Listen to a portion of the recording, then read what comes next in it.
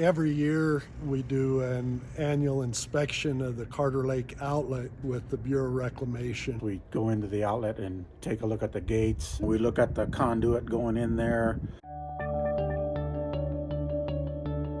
We inspect the tunnel outlet, the auxiliary outlet, the tower, piping. Anything that we need to do maintenance on. In the past, usually it's just an inspection. Well, this year there was a bunch of add-ons.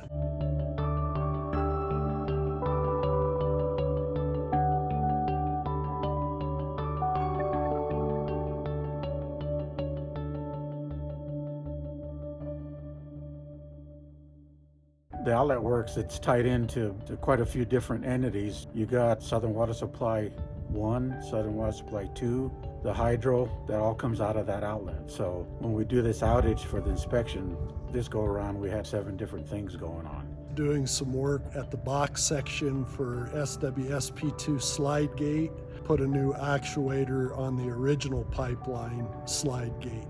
Tear apart a valve and rebuild it, and the civil crew are working down on the Boulder feeder canal. We had the electrician doing a conduit, crew out there doing some SCADA stuff. Well, I've been with the district for 32 years, and every year it seems to get a little more complex. Plus the Eastern Pump Plant tie-in was along with that too, so there's a number of things going on.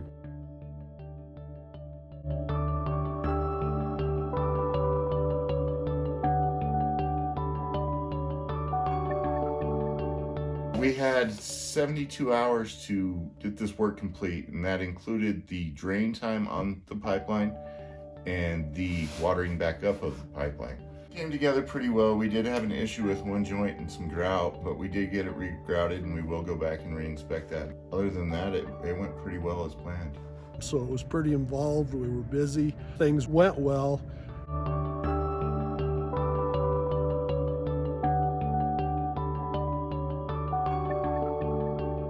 There's so many moving parts, and it's really hard to pack that into that time frame. Everybody's so dependent on that pipeline, they want it back as soon as possible.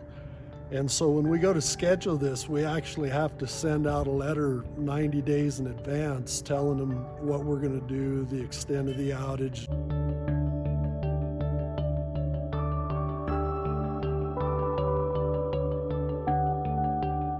We have a pretty intensive lockout tagout system. So we want to make sure that every energy point that could affect someone is locked and tagged out. Whether it's power, water, hydraulic, we want to make sure that that cannot be open or closed. That is protection for our people and the equipment. Everybody gets to go home at night safe and sound.